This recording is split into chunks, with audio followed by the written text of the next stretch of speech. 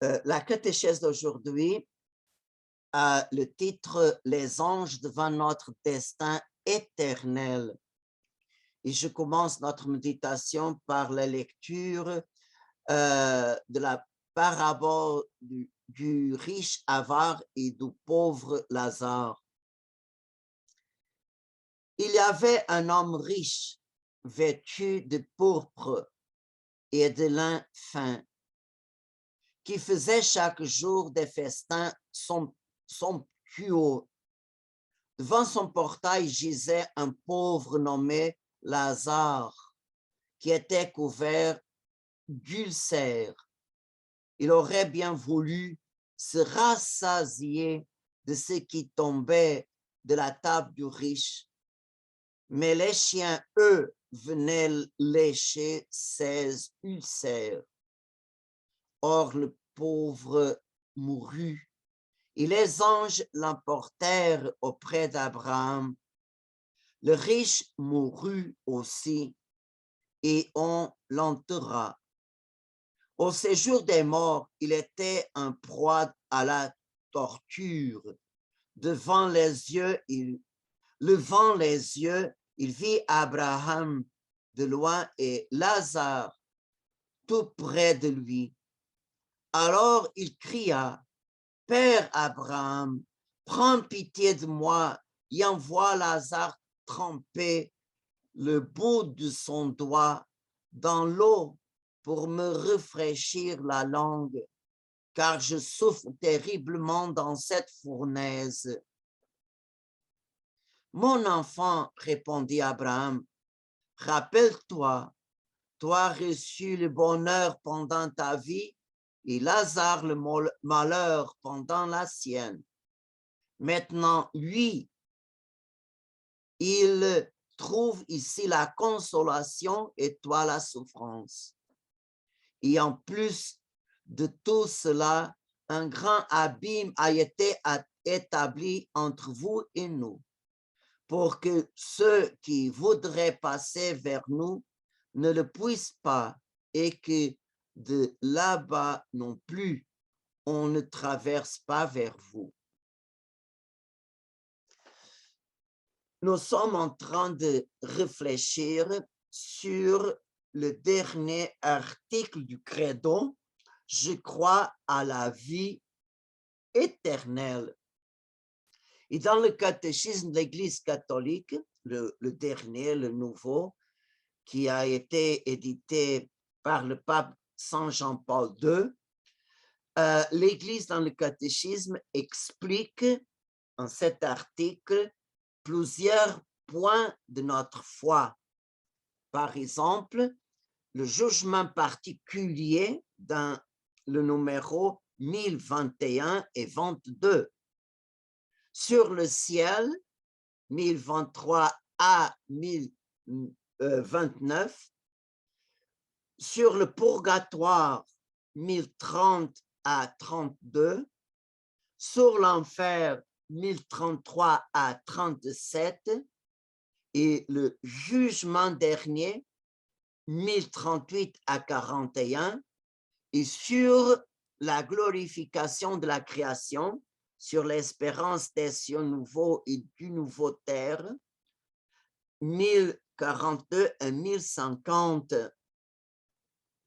Et c'est très clair dans le catéchisme de l'Église catholique que est absolument différent le purgatoire du châtiment des damnés. Premièrement, le purgatoire est temporaire, c'est-à-dire il durera le plus tard jusqu'à la fin du monde. Et on peut voir cette vérité confirmée dans le message de Fatima, dans la première apparition de la Sainte Vierge au 13 mai 1917, quand Lucie demande à Notre-Dame si Émilie est au ciel. Et la Sainte Vierge, elle a répondu, elle a été condamnée au purgatoire jusqu'à la fin du monde. Alors, le purgatoire est temporaire et est éternel, le ciel et la damnation. Alors, c'est quelque chose de définitif. On peut voir cette réalité dans la parole de Jésus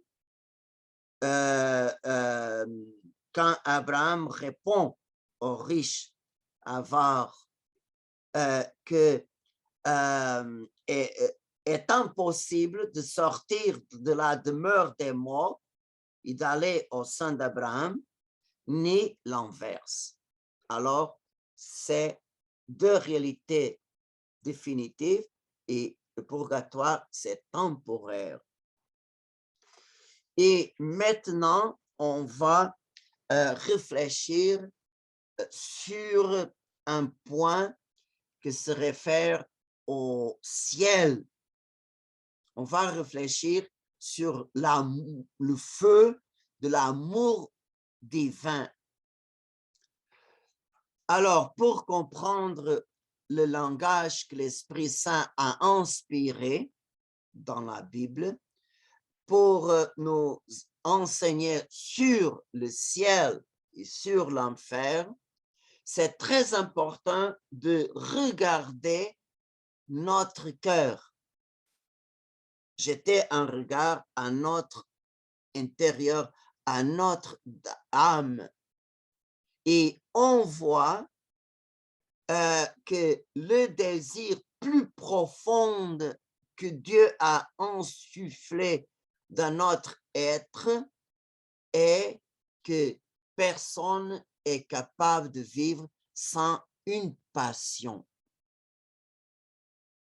Et cette grande passion est d'aimer d'une façon plus intense. En l'autre mot, d'aimer avec tout notre cœur, tout notre être. Et cet amour est un feu qui brûle. Il réchauffe le cœur à chaque fois qu'il est nourri. Et cet feu, l'amour, on peut dire, engendre la vie. Alors, qui aime de tout son cœur va jusqu'au extrême de donner sa vie pour ceux et celles qu'il aime, comme le Seigneur nous a aimés. Il nous a aimés tellement qu'il nous a donné sa vie pour notre salut. Alors, pour amour, nous sommes capables de faire toutes sortes de sacrifices. Il nous ressemble peu. Pourquoi? Parce qu'on fait pour amour. Et alors, en sachant ça, on peut voir, on peut comprendre pourquoi le Seigneur Jésus nous a donné sa vie sur la croix. Et pourquoi le Père éternel nous a donné son propre Fils bien-aimé. Et selon la parole de Jésus dans l'Évangile, par exemple, Jean 3, 16, il est dit, « Car Dieu a tellement aimé le monde qu'il a donné son Fils unique, afin que quiconque croit en lui ne se perde pas, mais obtienne la vie éternelle. » Alors, pour amour, Dieu a tellement aimé le monde. Et on peut voir cet amour pour Jésus, on peut voir dans les disciples d'Emmaüs, quand vraiment ils ont reconnu Jésus à la table et en ces mois, Jésus a disparu. et un vers l'autre a dit, notre cœur n'était pas brûlant en nous, tandis qu'il nous parlait sur la route, il nous ouvrait les Écritures. Notre cœur brûlait. Alors, et cet feu d'amour ne laisse pas ces deux disciples inactives.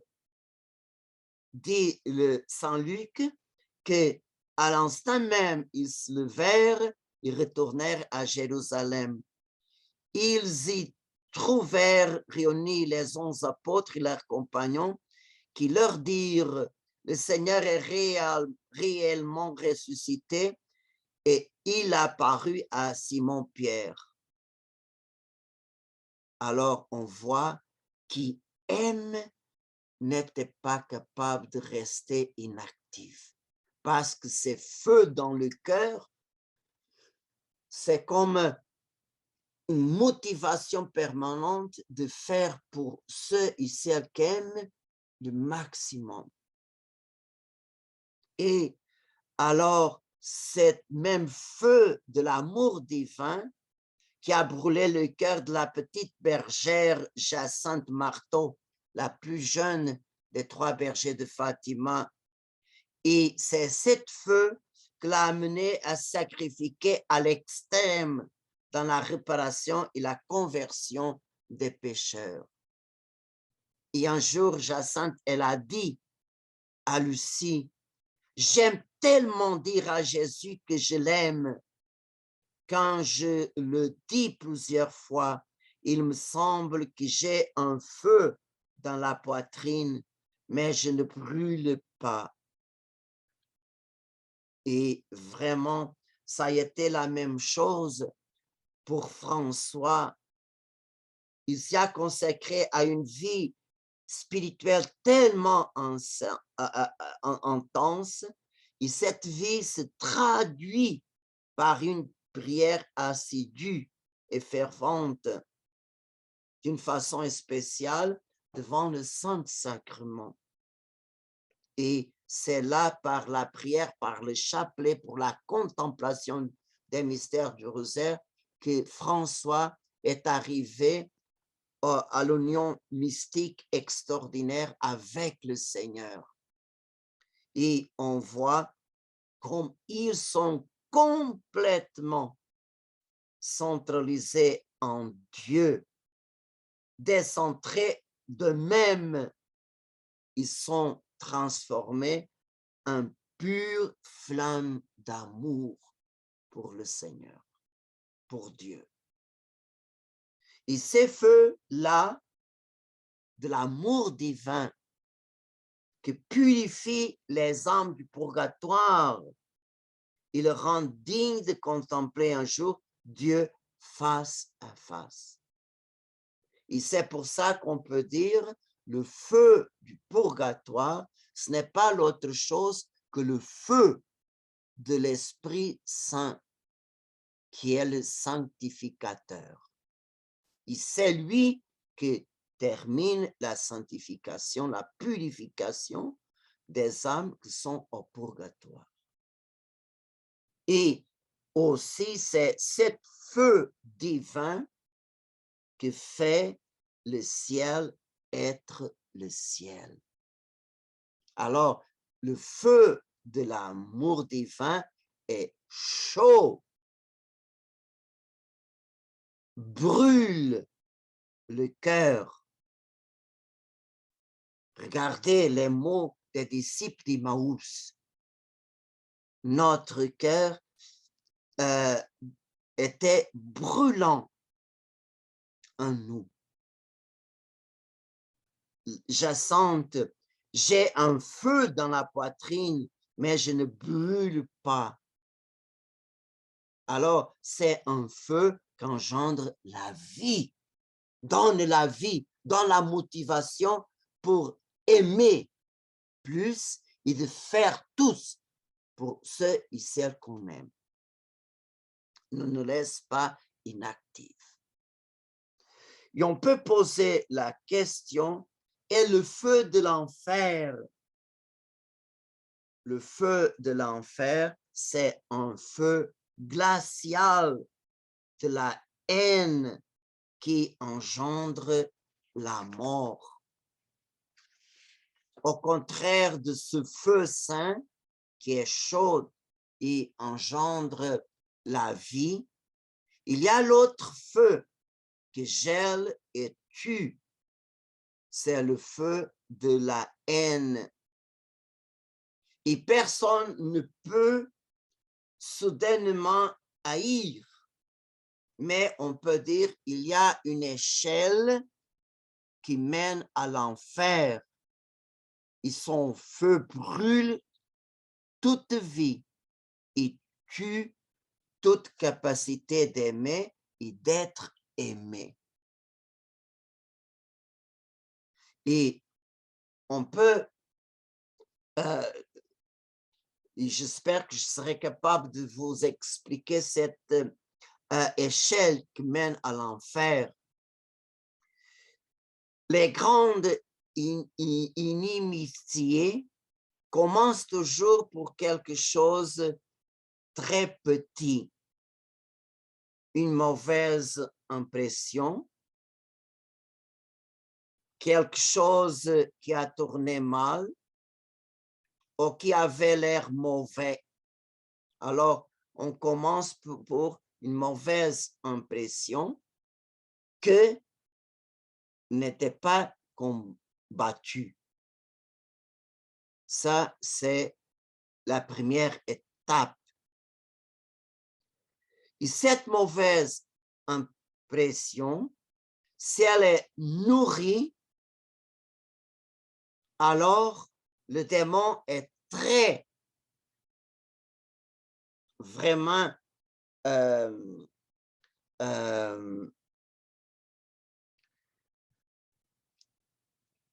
est très sage pour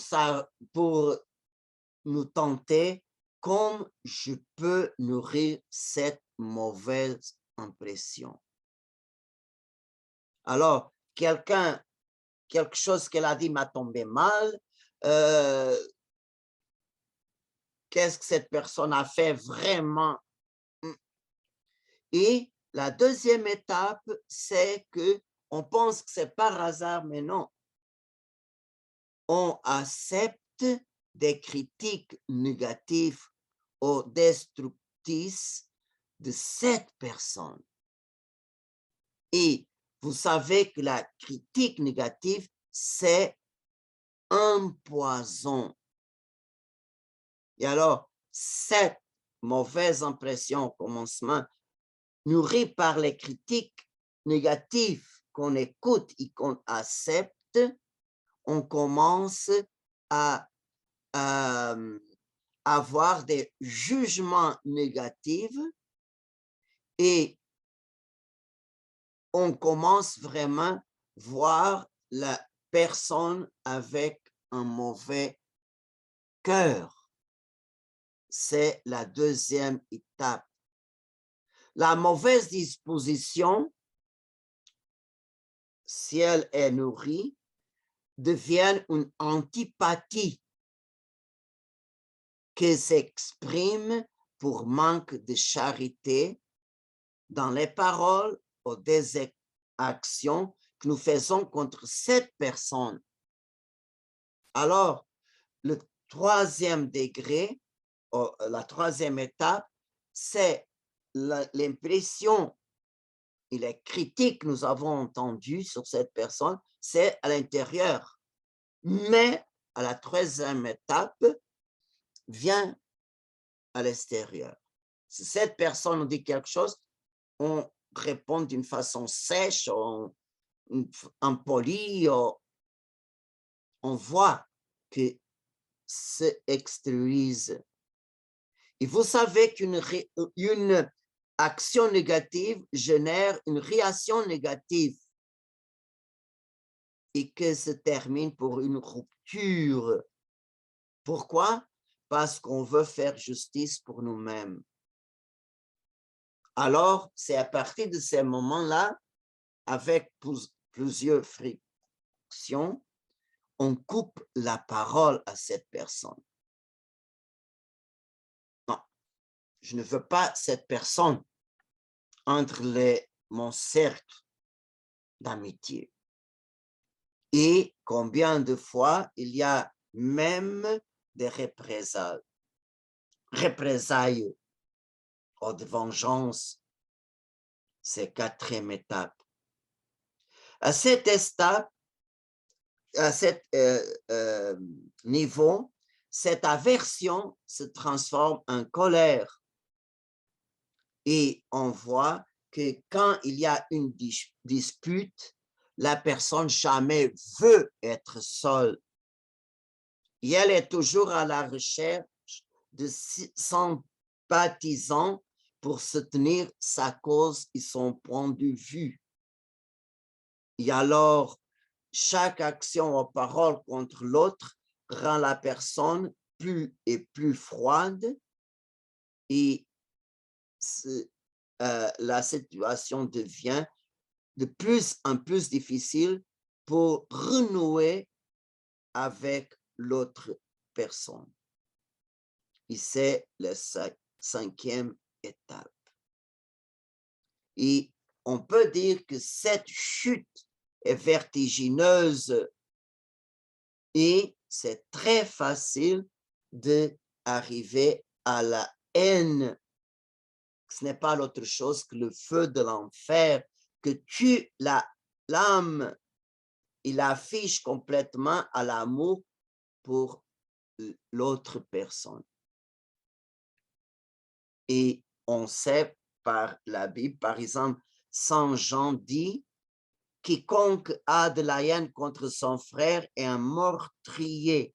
Et vous savez que pas un meurtrier à la vie éternelle, n'a pas la vie éternelle demeurant en lui. Et vraiment, on voit que la personne qui a de la haine ne veut pas attendre rien sur cette personne et tout ce que vraiment fait souvenir de cette personne, finit. Je ne veux pas savoir. Mais seulement de parler avec elle, non, tous. Toute la référence avec cette personne finit. Et alors, la personne est complètement gelée. Son cœur est complètement froid en relation à l'autre personne. Et on voit que si on ne combat pas la première impression, cela nourrit le démon à trop vite pour souffler, pour que les choses augmentent, jusqu'à arriver à la haine. Et l'enfer, on peut dire, c'est la seconde mort. Et dès le catéchisme de l'Église catholique, au numéro 1033, nous ne pouvons pas être unis à Dieu à moins de choisir librement de l'aimer. Mais nous ne pouvons pas aimer Dieu si nous péchons gravement contre lui, contre notre prochain ou contre nous-mêmes.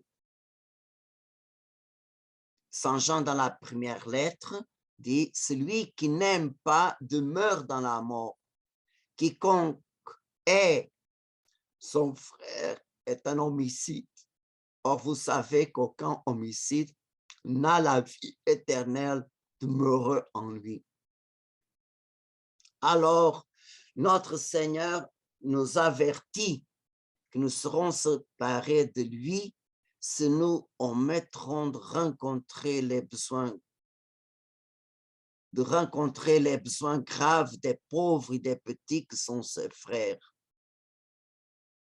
Alors, on voit qu'on peut exprimer notre amour pour Jésus quand on fait les œuvres de miséricorde vers les pauvres, vers les autres. Alors, mourir en péché mortel sans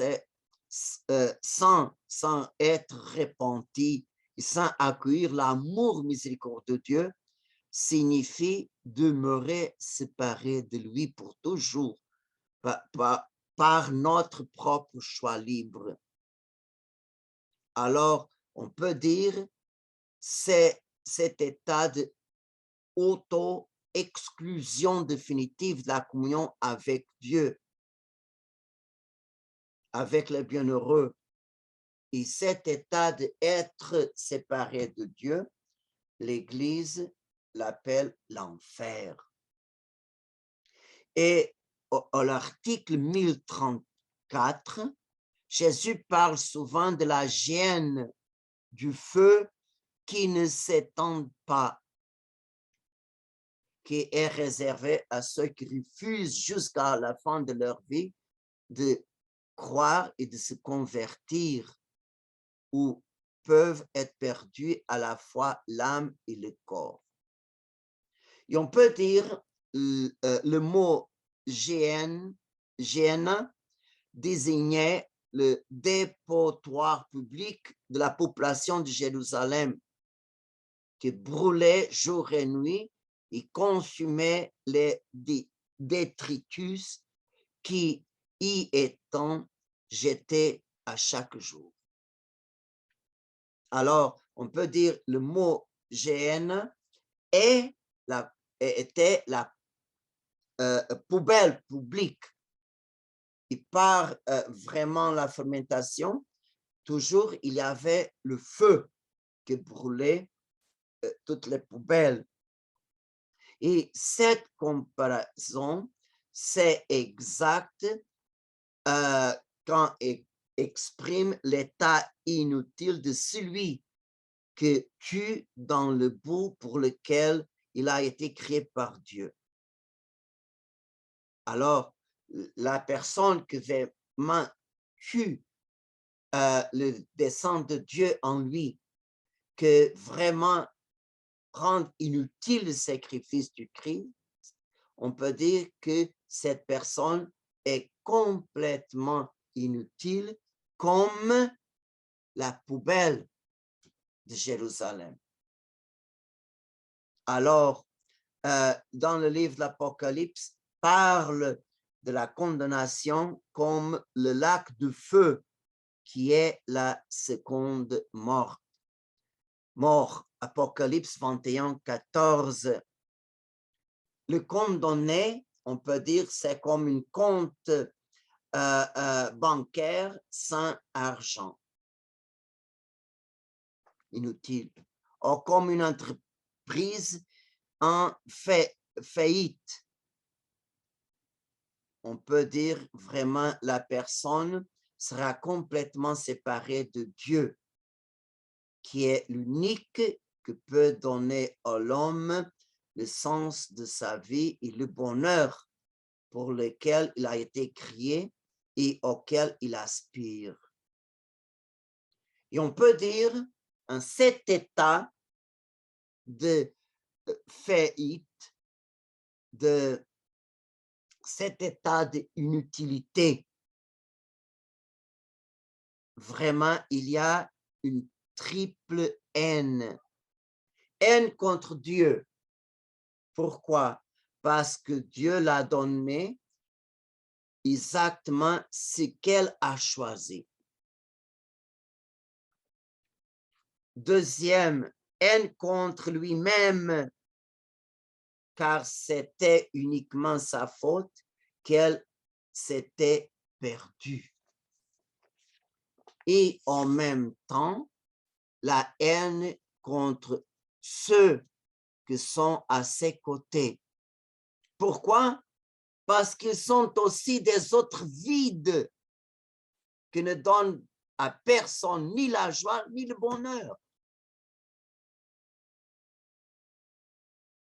Et on peut imaginer l'ange gardien de celui qui a reçu de la bouche du Seigneur, « Allez-vous-en loin de moi ». Cette parole, c'est terrible. pour l'homme qui le sépare pour toute l'éternité de Dieu, et comme est triste pour son ange gardien. Lui qu'il a aimé depuis le moment où la volonté de Dieu a montré aux anges ce ministère des gardiens des hommes, à partir du moment qu'il a entendu avec un amour enlaçable son protégé. Cela durant toute sa vie terrestre, il a fait tout que c'était possible et son protégé n'a pas approuvé. Selon une manière très humaine d'exprimer, son ange revient seul au ciel après avoir brisé la couronne de son protégé et de l'avoir jeté aux pieds du juge suprême. On peut imaginer la couronne qui était destinée à cette personne. Il a annulé ce projet de Dieu. Et l'ange doit témoigner le jugement particulier de son protégé. Il doit entendre le mot de Jésus, « Allez-vous-en loin de moi » et il vraiment doit briser cette couronne, c'est-à-dire, en autre mot, cette personne a rendu inutile le sacrifice et la rédemption que Christ a souffert pour lui. Et alors, l'ange doit retourner au ciel et à la place de son protégé, il emportera avec lui la couronne de son martyr que l'ange a vécu à l'imitation parfaite de Jésus-Christ, notre Sauveur. Alors, ces anges qui ont perdu son protégé, on peut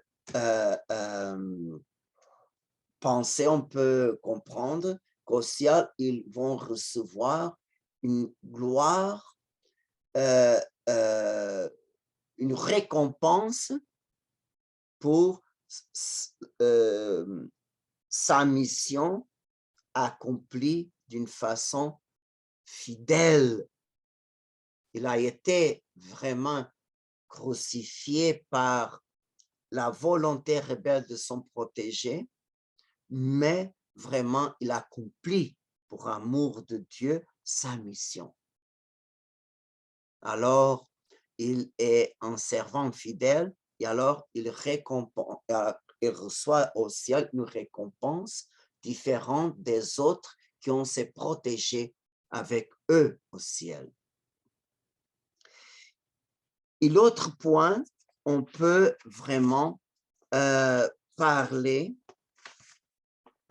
du ciel, de la vie éternelle. L'autre parole très réconfortante que nous pouvons entendre de la bouche de Dieu, c'est « Venez, bénis de mon Père ». Et elle nous fera découvrir cette réalité que Saint Paul dit dans sa première lettre aux Corinthiens, que c'est une réalité que l'œil n'a pas vu, ce que l'oreille n'a pas entendu, ce qui n'était pas venu à l'esprit de l'homme, ce que Dieu a préparé pour ceux dont il est aimé. Alors, c'est très rare qu'une personne passe directement de la terre au ciel. C'est très rare. Normalement, on passe par le purgatoire. Et sur le purgatoire, on peut appliquer une parole très douce du prophète Isaïe, chapitre 1, verset 18.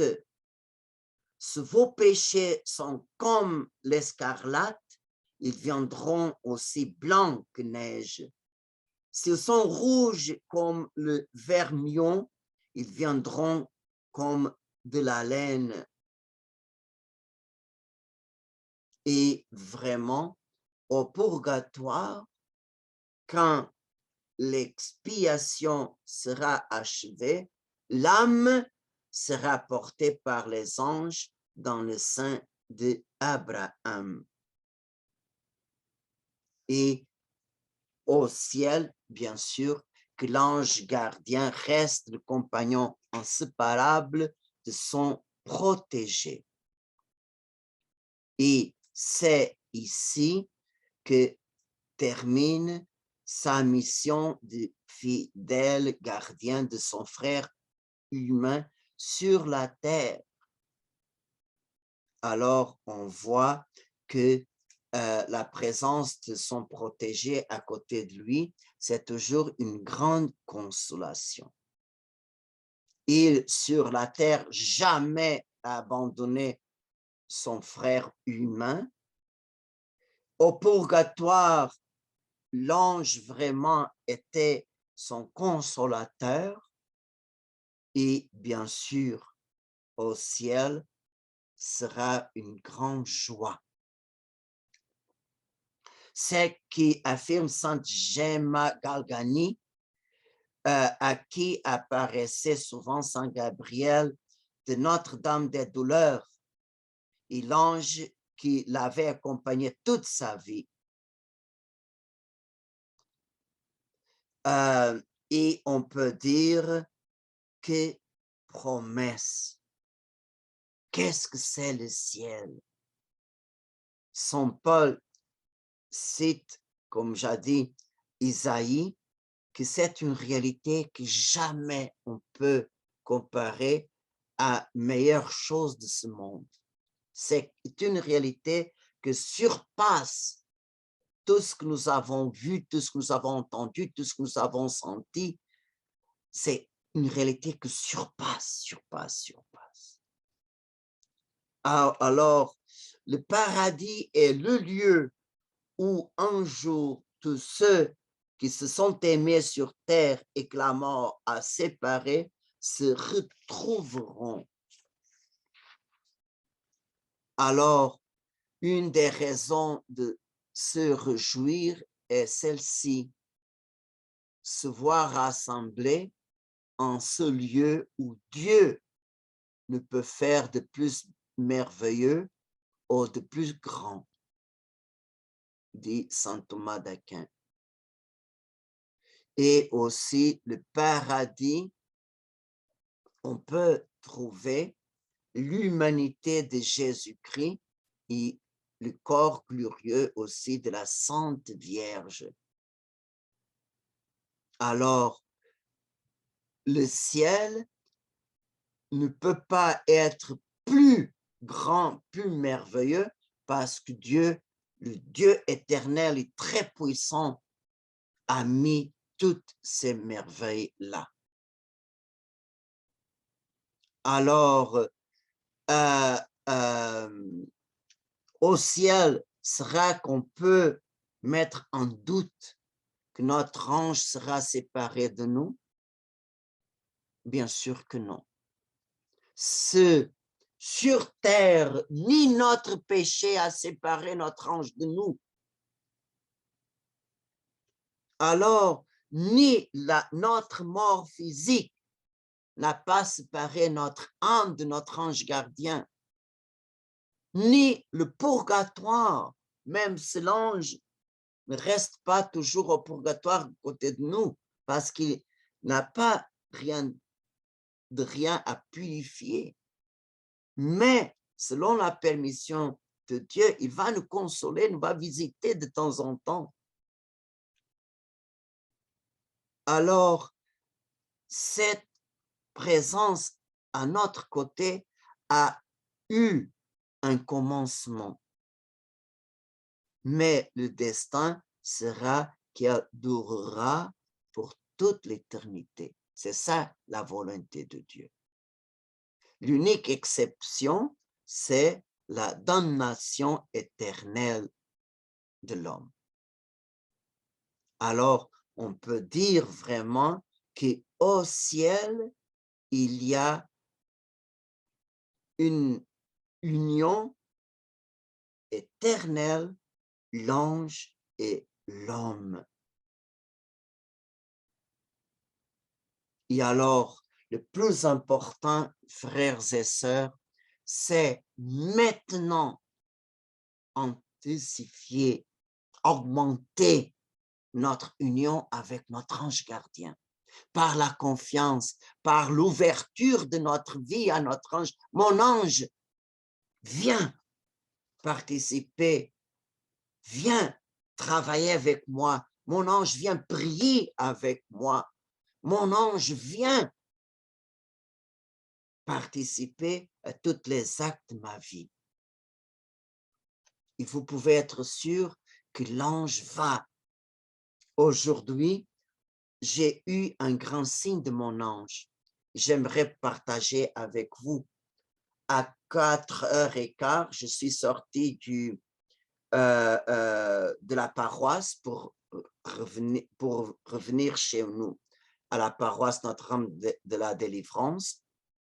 Mais quand j'étais en train de sortir de la ruelle pour entrer sur la rue de la Roche, la voiture était bloquée par la neige. Vraiment, j'ai pelleté, j'ai fait le maximum. Mon ange, aide-moi, je ne sais pas comment faire.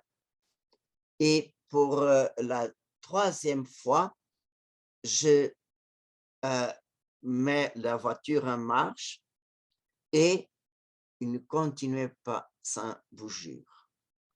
Et en même instant, j'ai senti dans mon cœur, regarde, j'avais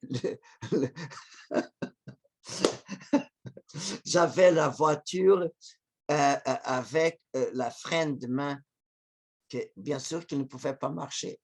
Et quand vraiment je passais le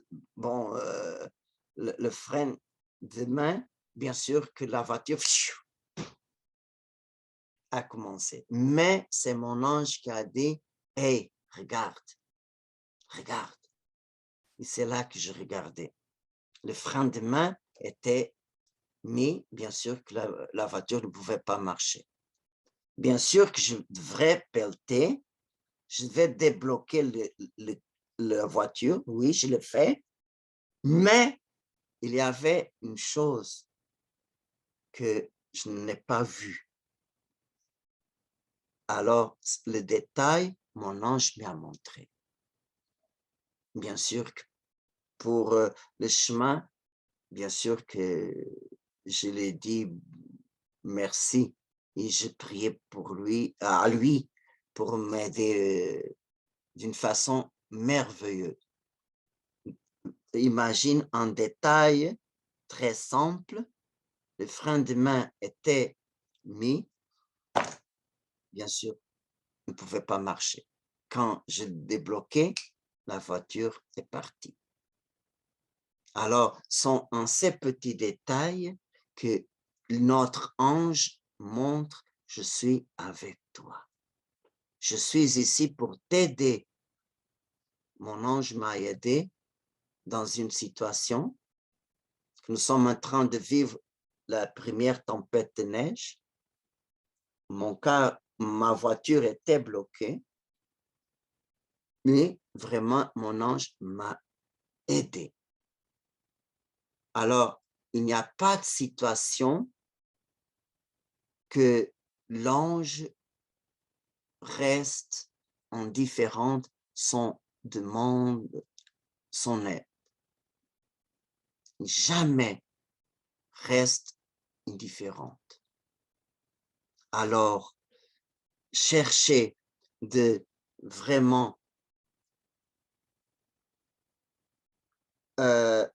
inviter votre ange à participer à notre vie. Et s'il vraiment nous inspire, dans notre conscience quelque chose, écoutez, soyez obéissants et vous allez voir des merveilles. Amen.